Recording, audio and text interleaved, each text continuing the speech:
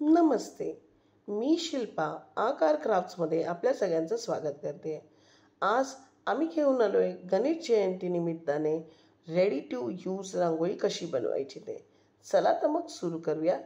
इथे मी जी रांगोळीची डिझाईन घेतली आहे त्यामध्ये गणेश आणि अशा टाईपची डिझाईन ड्रॉ करून घेतली आहे आणि त्यावर OHP शीट ठेवून परमनंट मार्करने त्यावर फिरवून घेत आहे. आता जेव्हा तुम्ही OHP शीटवर हे काम कराल तेव्हा फक्त आपल्याला त्याची आउटलाईन हवी आहे, जी की अशी दिसेल. आणि त्यावर पाणी आणि समप्रमाणात फेविकॉल घेऊन एक मिश्रण तयार करून घ्यायचं आहे आणि ते मिश्रण आपण या OHP शीटवर अगदी छोट्या छोट्या भागामध्ये लावून घेऊन नंतर त्यावर 2 थरांमध्ये रांगोळी स्टिक करून घेणार आहोत. हवं असल्यास आपण 3 थर अप्लाय करणार आहोत, पण आपल्याला अशी एक व्यवस्थित आणि जाडसर रांगोळीची थर अप्लाय करून घ्यायची आहे. त्यामुळे हे मिश्रण जे आपण केलं आहे ते ब्रशच्या साहाय्याने लावून घ्यायचं, त्यावर रांगोळी टाकायची. एखाद्या पेपरने जर तुम्ही असं फ्लॅटमध्ये त्याला प्रेस करून घेतलात तर ती जिथे जिथे फेविकॉल व्यवस्थितरित्या लागली आहे तिथे तिथे रांगोळी अगदी व्यवस्थितरित्या स्टिक होऊन जाईल. आणि अगदी 2 लेअर नंतर थोड्या थोड्या ठिकाणी मला असं वाटतं आहे की थोडीशी पातळ अशी रांगोळी लागली आहे, तर तिथेही सुद्धा मी परत एकदा रांगोळी लावून घे. आता रेडी टू यूज रांगोळी का बनवावी?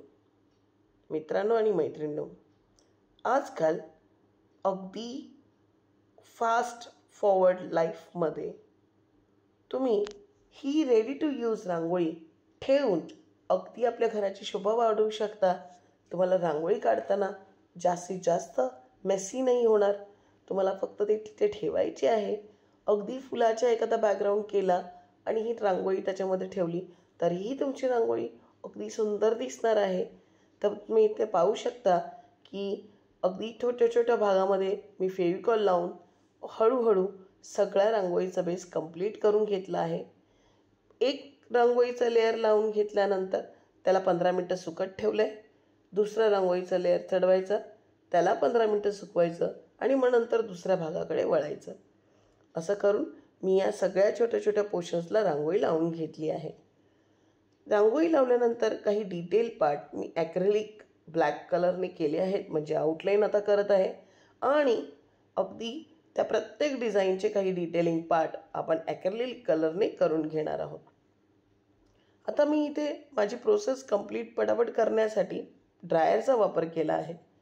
तुम्ही इथे पाहू शकता की ॲक्रेलिकचे डिटेलिंग केल्यानंतर आपली डिझाईन काहीशी अशी दिसते आहे ना, फार सुंदर. आता ह्या डिझाईनवर रांगोळी वरच्या साईडला आहे, पण ती वरच्या साईडला पूर्णपणे वॉटरप्रूफ नाही आहे आणि म्हणूनच मी इथे फेविक्रिलचं मॉच पॉच अप्लाय करणार आहे. हो, मॉच पॉच अप्लाय केल्यानंतर हे काहीसं असं दिसतं, पण त्याच्यावरची सगळी रांगोळी अगदी स्टिकरसारखी कम्प्लिटली सुकून तुम्हाला भेटेल. मॉच पॉच अप्लाय केल्यानंतर जवळपास 24 तास तुम्हाला ते सुकवायला ठेवायचं आहे.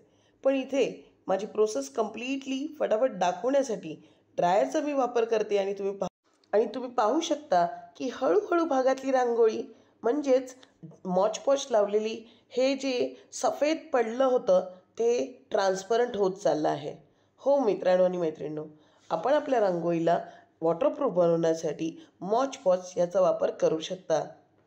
ते तुमच्या लेअरला अगदी वॉटरप्रूफ बनवेल.